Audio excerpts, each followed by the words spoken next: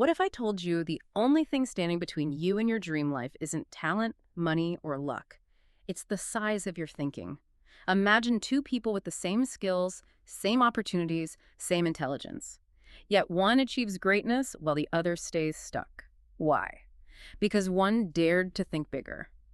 In this deep dive, we're diving into David J. Schwartz's classic, The Magic of Thinking Big, a book that doesn't just motivate, it shakes the very limits of what you believe is possible. Ready to find out how small thoughts are silently killing big dreams and how you can flip the switch today. Hello, everyone, and welcome. Welcome to Book Podcast Zone. I'm Emma. And I'm John. Great to be here.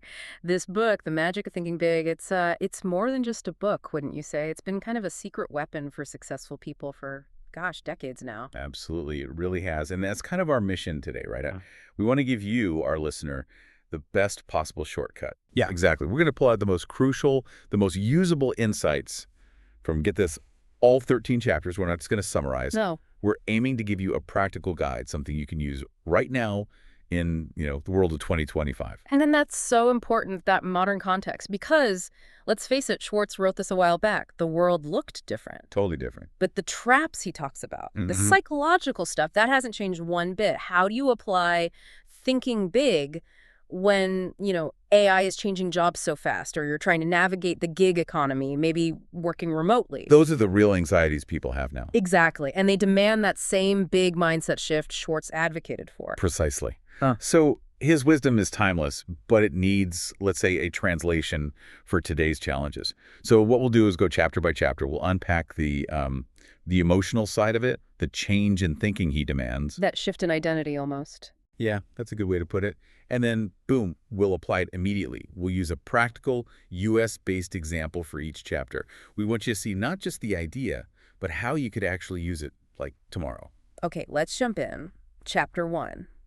Believe you can succeed, and you will. This feels like the absolute starting point, the bedrock. It really is. Schwartz basically argues that success isn't about how much raw talent you were born with. Not really. It's about the size of your belief in whatever talent you do have. He talks about that success thermostat, right? Like, we have an internal setting for how much success we think we deserve or can handle. Exactly that. If your thermostat is set low, maybe it's just getting by, then subconsciously you'll kind of sabotage things if you start doing too well. Yeah. You'll pull back to what feels comfortable, what feels, realistic according to that low setting. What I love is how he connects belief directly to action. It's not just like sitting around hoping. Some wishful thinking here. Right. The real turning point seems to be recognizing that those big life changes you want, the promotion, starting a business, changing careers, they don't always need some massive external shift first. Sometimes it starts with just adjusting that internal belief. That's the core of it, nurturing faith. Yeah. And again, this isn't passive faith. It's about projecting such a strong conviction in your abilities, in what you can do, that it almost magnetically pulls opportunities towards you. So a confident mind finds ways. Finds ways, finds solutions, sees possibilities. A doubtful mind, it just finds excuses, roadblocks. Schwartz says that conviction, that belief, starts a chain reaction. How so? Well, think about it. If you genuinely believe you can handle a bigger role, how do you walk? How do you talk? Your body language changes, right? Yeah. You sound more confident. People pick up on that. They start trusting you more, maybe offering you those bigger opportunities because you project readiness. Okay, let's make this concrete for 2025. AI. It's everywhere. The anxiety about jobs disappearing, even high-skill ones. Huge anxiety. Okay, U.S. example. Think about a software developer in, say, Silicon Valley. Experienced, maybe really good at a specific coding language they've used for years. Suddenly, these advanced AI coding tools pop up. And they can do a lot of the routine stuff fast. Exactly. The developer who thinks small immediately panics. Oh no, my skills are obsolete. My career's over. They see their whole value tied up in that one specific skill that's now being automated. That's the low thermostat setting again, right? Defining yourself too narrowly. Precisely.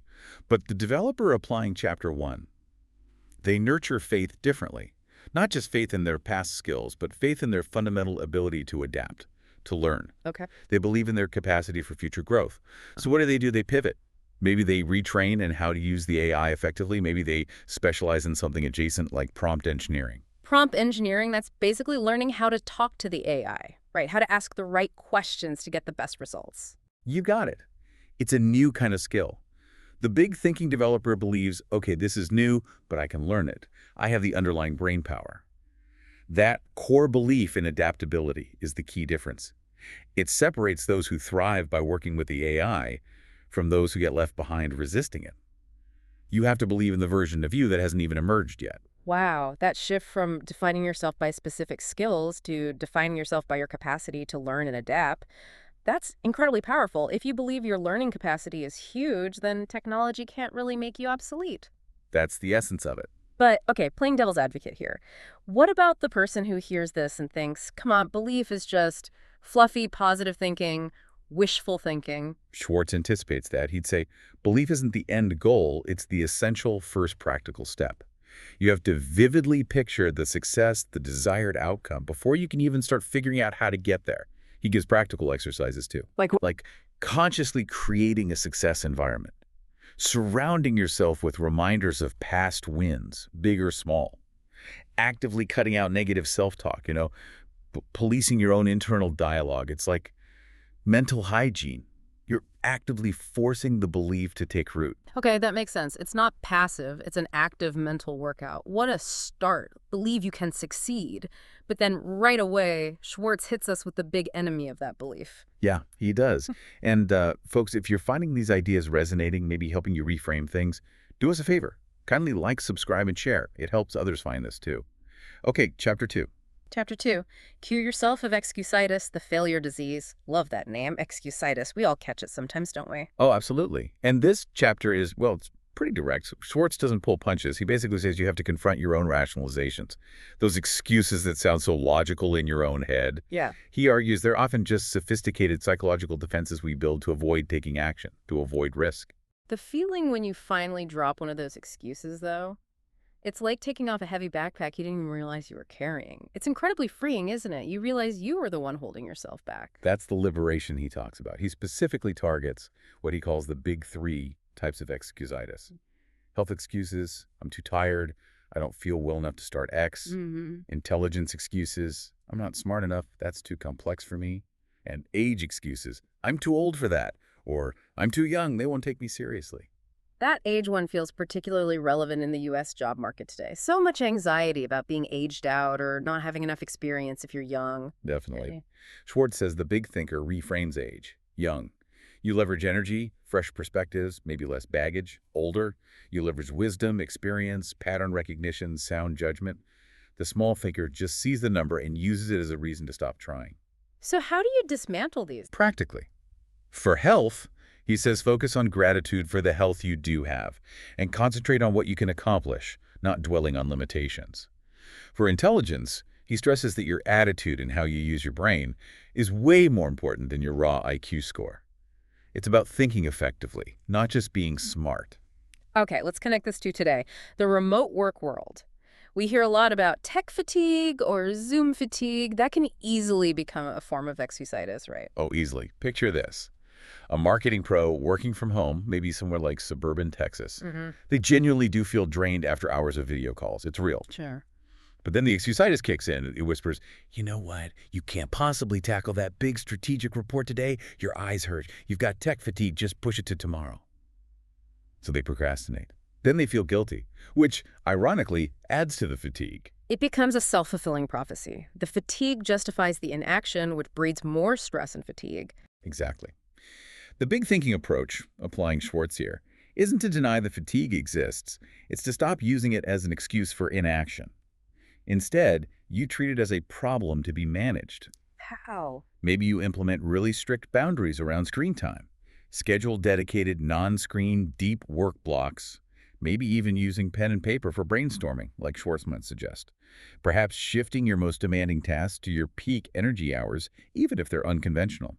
You proactively manage the conditions to maintain output, rather than letting the symptom dictate your results. So acknowledge the reality screen time is tiring, but reject the rationalization that it makes high performance impossible. Yeah. You adapt. That's the key. Adaptation over justification. But what if the challenge is genuinely huge, like a serious medical condition? Isn't calling that an excuse a bit, well, harsh? That's a fair question. Schwartz would likely differentiate between acknowledging a real limitation and using that limitation as an emotional shield to avoid doing anything you're capable of. The person facing a real challenge who thinks big asks, okay, given these constraints, what is the absolute most I can achieve today? The excusitis sufferer says, because I have this challenge, I can achieve nothing. Hmm. It's the difference between creative adaptation and complete surrender. Adaptation versus surrender. That's a powerful distinction. It keeps the momentum going, even if it's slower. Right, and maintaining that momentum is critical. Just a quick reminder again, folks, if this is hitting home, please do like, subscribe, and share. It really helps the show. Okay, so we've tackled belief, we've tackled excuses. Chapter 3 logically follows. Build confidence and destroy fear. Because once the excuses are gone, you're face to face with the underlying fear. Right. You absolutely are. And Schwartz really frames this as a battle against those inner shadows, as you said. He has a really interesting take on fear. He basically defines it as inaction. It's not just an emotion, it's a state of being frozen. And confidence, then, is the opposite. It's the ability to act. Exactly. Confidence isn't some magical feeling you wait for, it's the result of taking action. His big insight is that fear only loses its power when you actively do something, even something small, despite the fear. That's a huge emotional shift, isn't it? Realizing you don't wait for the fear to go away. You act through the fear, and the action itself dissolves it. That feeling of clarity when you finally make the call, send the email, start the presentation, it turns all that churning anxiety into forward motion. That's the transformation. He gives very practical steps for this. He talks about his action cure. Basically, act.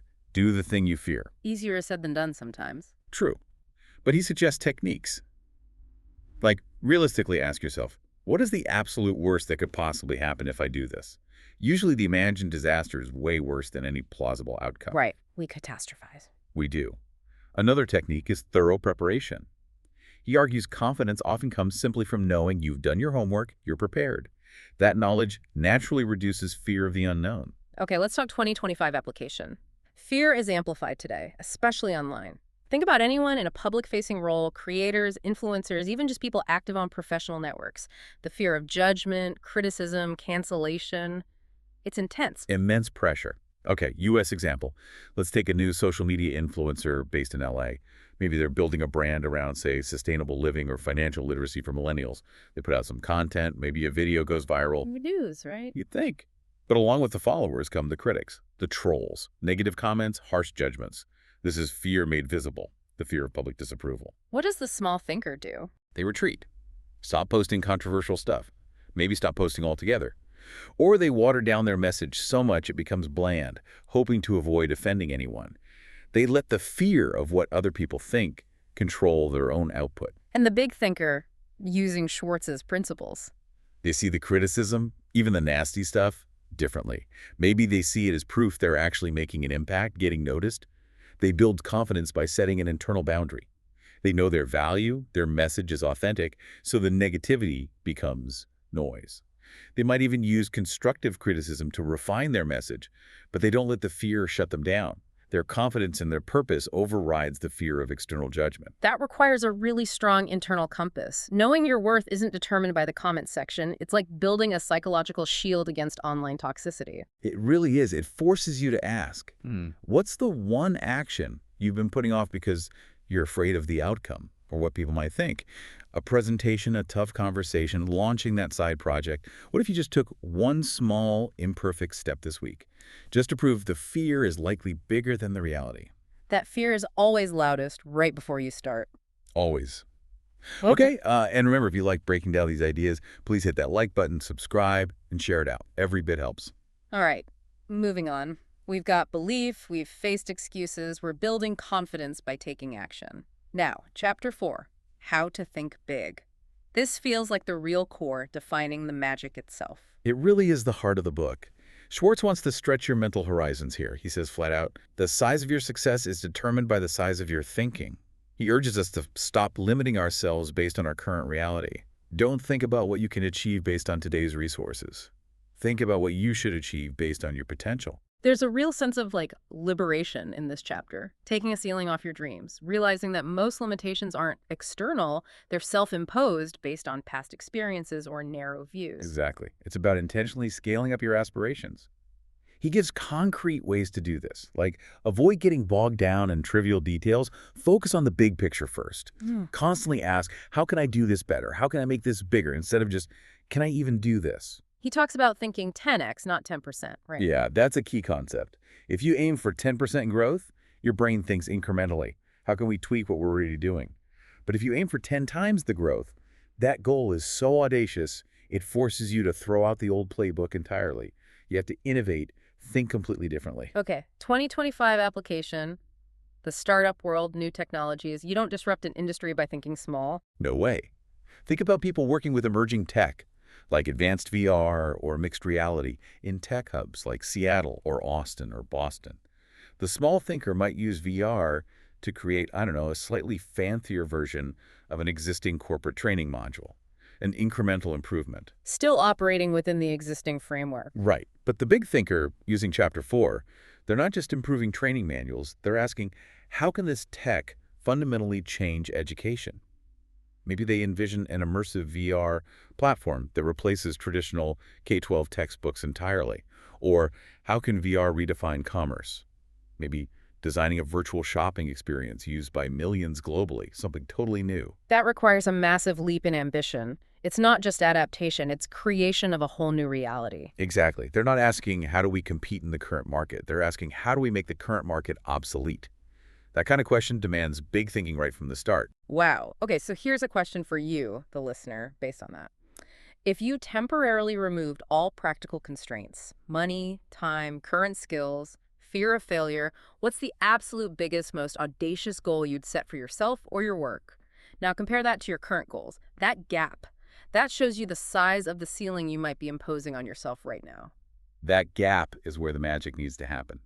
Those self-imposed limits are, as Schwartz implies, blueprints for staying small. Powerful stuff. Okay, quick pause here. If you're enjoying this deep dive, please do like, subscribe, and share. Help us spread these big ideas. All right, Chapter 5. Thinking big is one thing, but where did the big ideas come from? Chapter 5 is how to think and dream creatively. Yeah, you need fuel for the big thinking engine, originality. Schwartz wants us to break out of our mental ruts here. He encourages shattering stale routines, deliberately stepping outside our usual thought patterns to invite in fresh, inventive energy. We get so stuck in the logical, safe way of thinking, it closes the door to truly novel solutions. The feeling he describes is like finding that missing piece of the puzzle, right? That unexpected connection that suddenly makes an impossible idea feel completely inevitable. The whole path just lights up. That's the creative Stark. He offers techniques to foster this. One is simply believing a creative solution exists, telling yourself it can be done. Another is actively avoiding negative, possibility-killing language like impossible, won't work, can't. He also talks about mixing things up, right? Like getting input from diverse sources. Absolutely. Intentionally collaborate with people who think totally differently than you. Read books or articles from fields completely unrelated to yours. Force your brain to make connections between disparate ideas. That's often where true originality comes from. This feels incredibly relevant for tackling complex problems today, maybe using modern tech and collaboration tools. Think about big societal challenges. Definitely. Let's take a U.S. example. Imagine a large nonprofit or even a government agency team based in Washington, D.C. They're wrestling with something huge and complex, like developing new strategies for climate change adaptation or maybe optimizing national food distribution networks. Traditionally, that would be endless meetings, reports, slow progress. Right. Stale routines. But now, applying creative thinking principles with modern tools, they might use AI-assisted brainstorming platforms. How would that work? The AI isn't replacing human creativity, but it's acting as an amplifier. The team feeds it data, parameters, goals, and the AI can generate thousands of potential scenarios, unusual connections, or radical solutions in minutes. Ideas that human biases or ingrained organizational thinking might have dismissed immediately. So the AI breaks the stale routine by presenting unexpected possibilities. Exactly. It forces the human team to consider angles they never would have thought of. The humans still provide the critical thinking, the ethical judgment, the strategic direction, but the scope of creative exploration is massively expanded. They're dreaming bigger, powered by both human and machine intelligence. That's a fantastic blend of Schwartz's timeless advice and cutting-edge tools. Oh, Okay, a thought exercise for you listening. What's one mental or physical routine you follow almost religiously? Could be how you structure your day, how you run meetings, how you brainstorm. What's one rule within that routine you could deliberately break this week just to shake things up and invite some new, maybe even chaotic, creative energy? Could be as simple as changing your commute or starting your most creative task at a different time of day. Yeah. Just break the pattern. All right. Once more, if you value this kind of exploration, hitting like, subscribe, and sharing really helps us reach more people. Okay, chapter 6 feels like it ties a lot of this together. You are what you think you are. Brings it back to our core self-image. Yeah, this is Schwartz holding up a mirror. It's about getting honest about the distorted views we often have of ourselves. We tend to define ourselves by past mistakes, current limitations, or what other people think. We give power to that small self. And the emotional turning point is consciously deciding to shed that old identity, right? Like taking off a costume that doesn't fit anymore and embracing a more powerful, authentic self. It's deciding your narrative, not letting circumstances write it for you. Precisely. And he makes a crucial link. Your internal thoughts directly shape your external reality, partly because they influence how others perceive you. How does that work? Think about going into a high-stakes negotiation. If deep down you think, I'm out of my depth, I don't deserve this, how does that manifest? Maybe your voice trembles slightly, your posture is closed off, your arguments lack conviction, you're broadcasting your lack of self-belief before you even open your mouth. The other person picks up on that. This is so critical in 2025, especially with the rise of the personal brand and the creator economy. You are your brand in many ways. Absolutely central. U.S. example. Imagine a highly skilled professional, maybe a financial consultant or a specialized coach, based in a competitive market like New York City. They decide to enter the creator economy, start a YouTube channel, write a newsletter, build an online course. They're essentially selling their expertise and trustworthiness. Okay. Now, if that consultant secretly harbors doubts, am I really expert enough? Look at all these other big names out there. Yeah. That insecurity will leak out. How? In what ways? Maybe they consistently underprice their services because they don't feel worthy of charging premium rates. Maybe their content feels timid, always hedging, afraid to take a strong stance. Maybe they avoid Q&A sessions because they're scared of tough questions.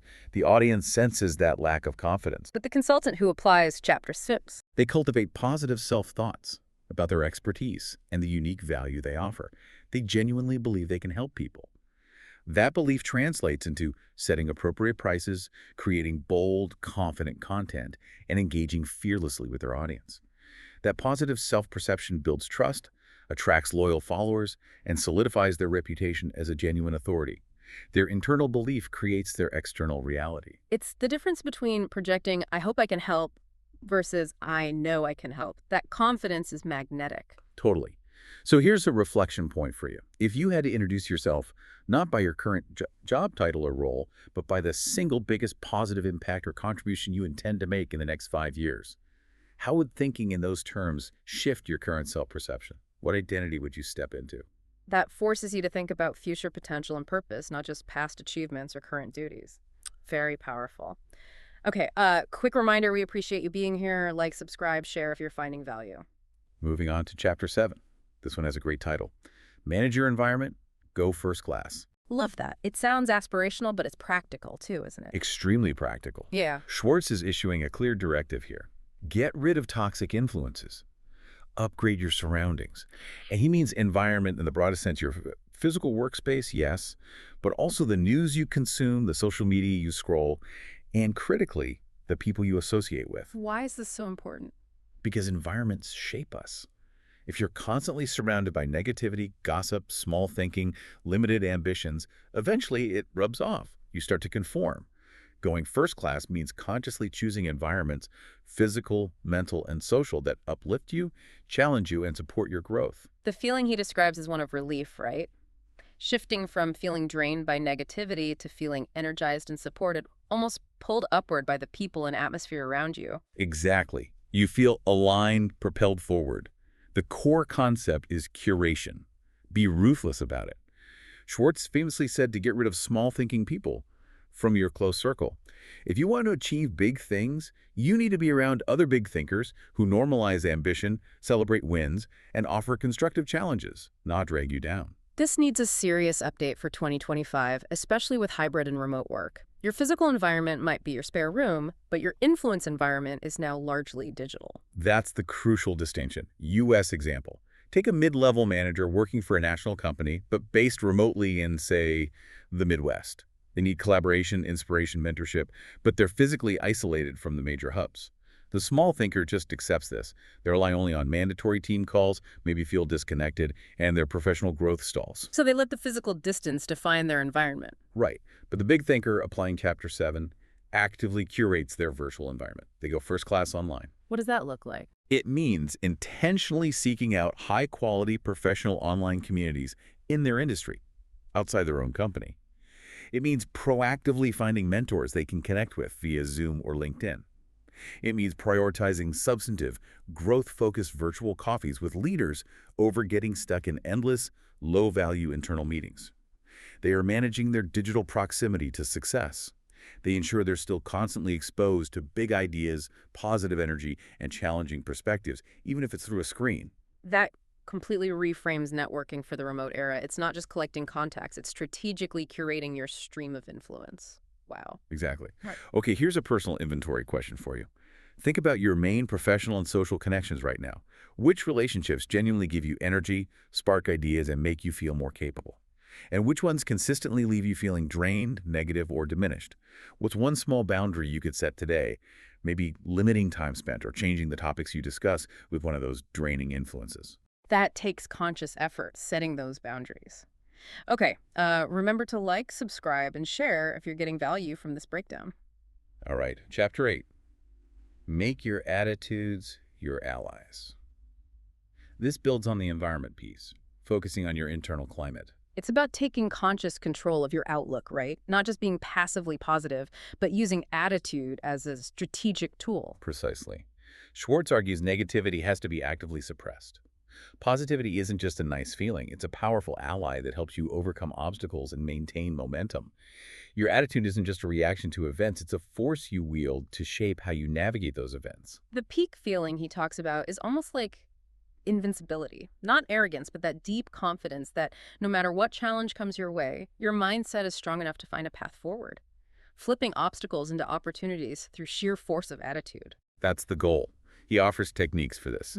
A big one is the "you are fortunate" principle, consciously focusing on gratitude, on what you do have, rather than dwelling on scarcity or what's missing. He also strongly advises being a good news broadcaster, resist the urge to spread negativity, complain, or gossip, because doing so poisons your own internal attitude first. This feels incredibly relevant looking at the U.S. economy lately. Small businesses especially have faced huge fluctuations. Inflation, supply chain issues, uncertainty. Attitude becomes critical for survival. Absolutely critical. U.S. example. Think about small business owners anywhere in the U.S. dealing with sustained high inflation and market jitters. The owner with a victim attitude sees rising costs as an insurmountable disaster. They get fearful, maybe cut back on everything defensively, stop investing, maybe even give up. Their negative attitude leads to contraction. They let the external circumstances dictate their internal state, which dictates their actions. Exactly. But the owner, using their attitude as an ally, they acknowledge the reality of inflation, but they choose an optimistic, proactive stance. They see it as a challenge to get smarter, more efficient. Maybe they aggressively adopt new technologies to cut waste. Maybe they double down on customer service and value to justify higher prices. Maybe they even see opportunity. Perhaps weaker competitors are struggling, creating chances for strategic partnerships or acquisitions. Their positive problem-solving attitude allows them to adapt and find pathways that the pessimistic owner completely misses. So the attitude doesn't magically change the inflation rate, but it fundamentally changes the response, and the response determines the outcome. That's the core message. Attitude is the steering wheel. Okay, reflection time. Identify the single biggest challenge or setback you're currently facing in your work or life. Now, can you force yourself to list 3 specific positive ways this very obstacle is actually forcing you to grow? Maybe become more resourceful, more resilient, more innovative. How is the challenge secretly your ally? Reframing challenge as a demanding but effective teacher. Great point. Okay, folks, if you're enjoying this, please show some love, like, subscribe, share. Chapter 9. Think right toward people. So far, a lot has been internal. Now, Schwartz turns outward to relationships. Because big goals usually require collaboration, right? You can't achieve massive things entirely alone. Almost never. Schwartz dives into the webs of human connection, as you put it. The aim here is to move beyond just transactional interactions. It's about dissolving misunderstandings, building genuine rapport, forging strong, supportive bonds. He basically says, success depends on the support of other people, so you better learn how to earn that support authentically. The emotional shift feels like moving from a place of caution or suspicion in relationships, maybe fearing judgment or competition, to a place of warmth, trust, and mutual benefit, like building alliances instead of just having colleagues. It's exactly collective success. He gives practical techniques for this. A huge one is cultivating radical empathy. Really trying to see situations from the other person's perspective, understanding their motivations and pressures. Another is being generous with credit, acknowledging others' contributions freely, and simply making yourself likable, not through fakery, but by genuinely taking an interest in and appreciating others. It's about mutual benefit, not manipulation. This is hyper relevant today, especially for teams that are diverse and geographically scattered. Misunderstandings can happen so easily over Slack or email. Huge risk. U.S. example. Think of a national nonprofit with teams spread across all U.S. time zones. They're diverse in background, working styles, communication norms. A short, direct email sent late at night from a team member in California might land badly with someone on the East Coast who reads it first thing in the morning. Maybe it sounds curt or demanding without the context of tone of voice. Right. Distance breeds ambiguity, and ambiguity can breed mistrust if you're not careful. Exactly. So applying thinking right toward people in this context means building specific habits, like proactively assuming positive intent from colleagues, especially in written communication. Maybe dedicating brief moments in meetings just for non-work check-ins to build rapport-structured virtual coffee breaks, for instance. Ensuring communication styles are consciously inclusive, considering different cultural norms or time zone pressures. This deliberate focus on genuine human connection, on thinking right, builds the deep trust needed for effective collaboration and innovation, even across vast distances. So you're intentionally building social capital and trust, not just managing tasks. If you assume the best of them, they're more likely to assume the best of you. It creates a positive feedback loop. Okay, here's an action item for you. Identify one professional relationship that feels a bit strained, distant, or maybe just underdeveloped right now. What's one concrete thing you could do this week? Maybe send a personalized note acknowledging a recent contribution, ask a thoughtful question about their perspective, or simply schedule a brief check-in to proactively demonstrate empathy and show you value the connection. Those small gestures can make a huge difference in building trust. Okay, quick reminder, like, subscribe, share. We appreciate the support. All right, Chapter 10. This is the rubber meets the road chapter. Get the action habit. Yes, all the mindset work is great, but pointless if it doesn't lead to doing things. Schwartz is all about momentum here. Procrastination, which he calls basically a symptom of fear, has to be crushed by decisive, immediate action. He stresses that often just starting, just implementing something, is more important than waiting for the perfect plan or the perfect conditions. Velocity matters. That feeling when you finally start the thing you've been dreading, it's like a switch flips. The anxiety often drops and you get this burst of energy. It creates its own momentum, doesn't it? One small step makes the next one easier. That's the self-sustaining cycle he describes. His core ideas are about building systems for execution. His famous line, action cures fear. Don't wait until you feel perfectly confident or motivated, just start. He suggests tackling your most important or most difficult task first thing in the day. Use deadlines, even self-imposed ones, aggressively to force yourself into motion. This sounds exactly like the agile methodologies we see everywhere in tech today, right? Yeah. Short sprints, minimum viable products. He's the absolute embodiment of it. Yeah. U.S. example. Look at software development teams or even marketing teams in fast-paced environments like Austin or the Bay Area.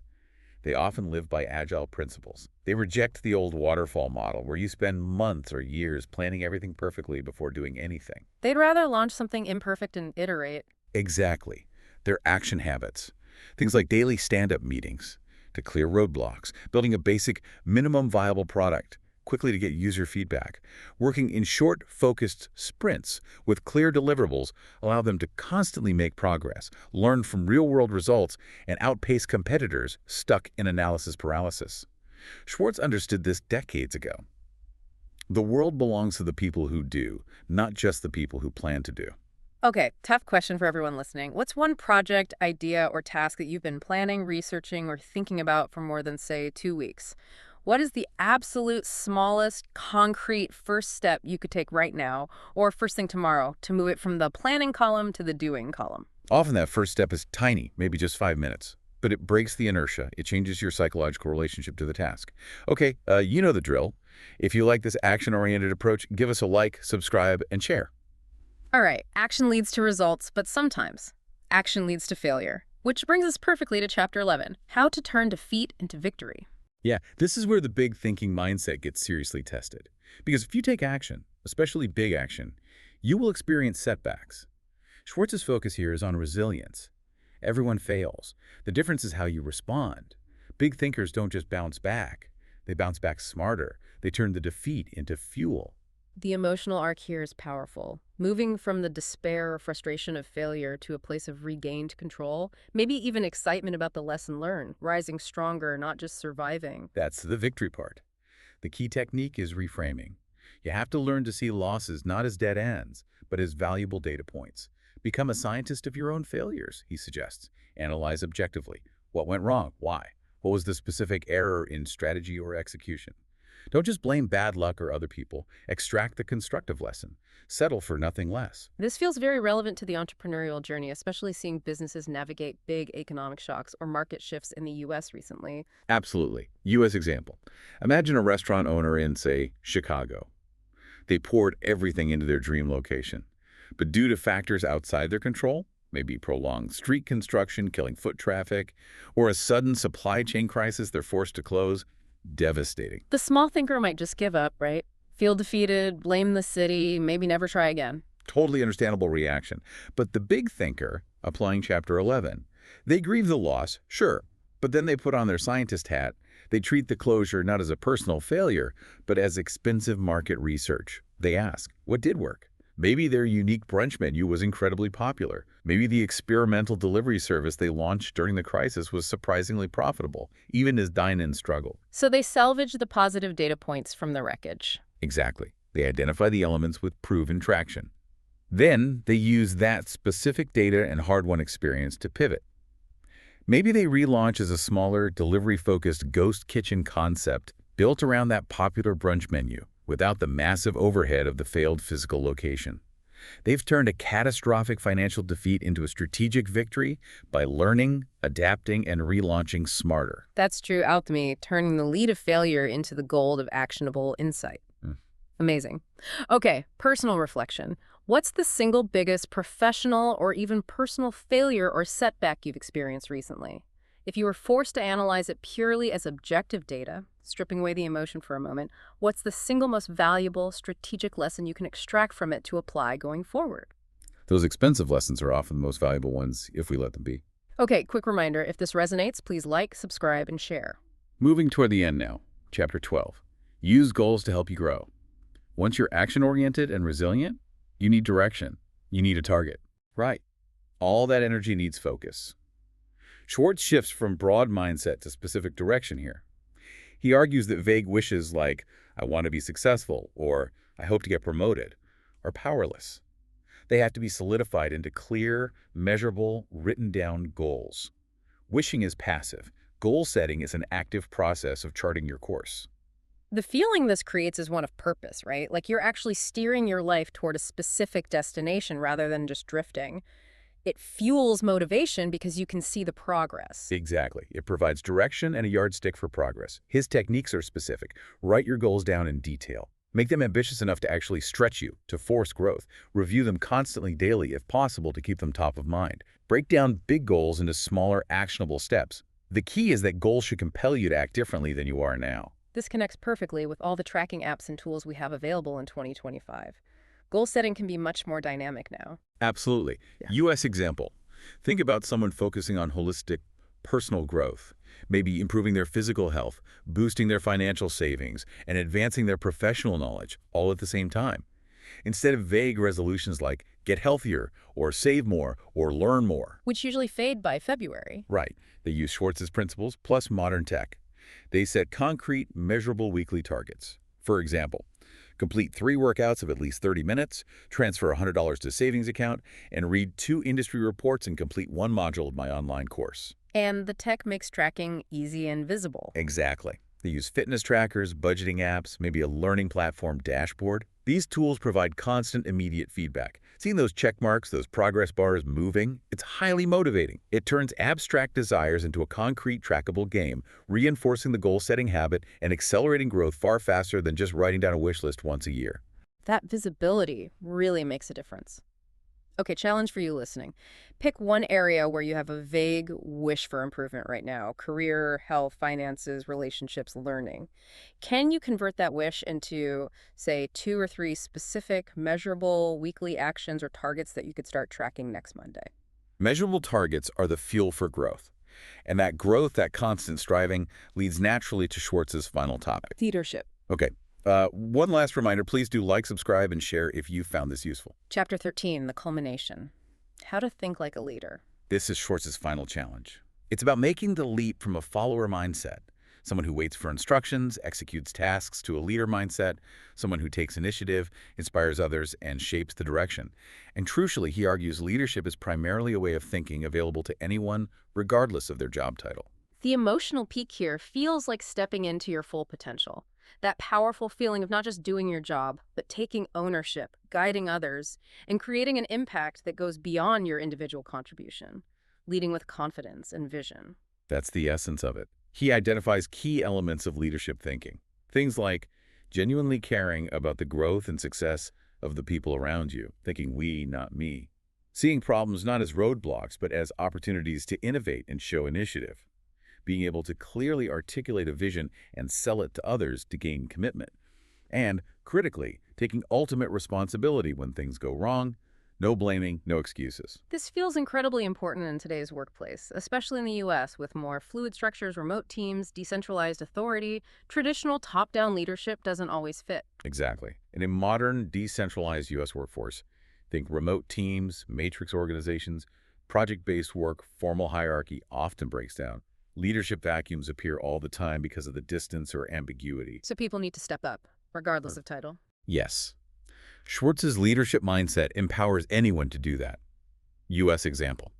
Imagine a cross-functional project team, members scattered across the country, working remotely. Maybe the official project lead is overloaded, or the direction becomes unclear, things start to stall. The person with the follower mindset waits for instructions, maybe complains about the lack of clarity. But the person thinking like a leader. Even if they have no formal authority, they step into the gap. They proactively schedule a quick meeting to clarify goals. They suggest a path forward. They volunteer to coordinate a specific piece. They communicate clearly and positively to keep morale up. They take ownership of moving the project forward. They fill the leadership vacuum through their thinking and actions, inspiring others to rally around their initiative. So leadership becomes defined by who solves the problems and provides direction, not just who has the title. That's the core idea. Okay, final reflection question for you. Look at your current work environment, or even a community group you're part of. Where's the biggest point of confusion, friction, or lack of clear direction right now? What's one single proactive step you could take this week, even if it feels bold or slightly outside your job description, to help clarify things, suggest a solution, or take initiative to fill that leadership gap? That single act of initiative can be the start of a whole new trajectory. Wow, what a journey through this book. It really covers so much ground. And to try and synthesize it all, I think the single thread connecting all 13 chapters is this. Success isn't something that happens to you. It's something you actively manufacture through the deliberate choice to think bigger, act bolder, and take ownership. From believing you can succeed to crushing excuses to managing your environment to leading, it's all driven by the scale and quality of your internal thought process. What stands out most to me, listening back, is how relentlessly Schwartz forces us to look inward. We're so conditioned to think the obstacles are out there, the tough market, the lack of resources, the difficult boss. But chapter after chapter, he shows us the primary barrier and the primary lever for change is internal. It's our beliefs, our excuses, our attitude, our self-perception. And that modern application we discussed, like needing radical belief in your adaptability to thrive in the age of AI, even more than specific skills, that feels incredibly relevant and maybe even a bit shocking. It really does underscore his timelessness, that belief, that internal foundation. When you combine it with the action habit he drills into us, that's the potent combination. It turns abstract potential into tangible results. So let's leave everyone with one final provocative thought to chew on, building on everything we've discussed. If you committed, starting today, to fully implementing just one core strategy from just one chapter of this book, maybe you completely eradicate your biggest excusitis, or you intentionally set and pursue a goal that's 10 times bigger than anything you're aiming for now, or you truly start thinking right toward one key person. What is the single biggest, most significant positive change that could realistically manifest in your life 6 months down the road? Really visualize that. What cascade of effects would that one internal shift unleash? That's the magic Schwartz is talking about. Absolutely. Well, thank you so much for joining us on this deep dive into the magic of thinking big. We truly hope this exploration gives you some practical tools and maybe a renewed sense of possibility to start building the bigger life you envision. We really appreciate you tuning in. We encourage you to grab the book if you haven't already, and more importantly, to pick one idea and apply it starting today. Thanks for listening. Until next time, goodbye.